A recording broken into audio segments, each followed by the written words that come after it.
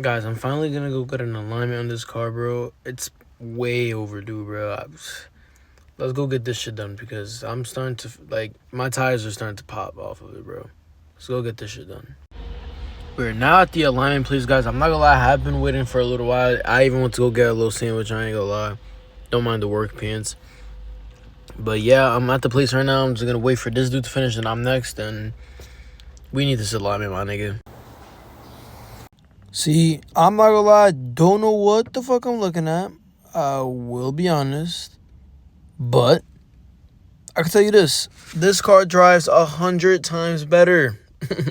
Yes, 100 times better. Wow. All the lights were gone too. All those lights that would be on. He asked me if I wanted to Cambria. I'm not gonna lie, I should have said yes. But it's fun.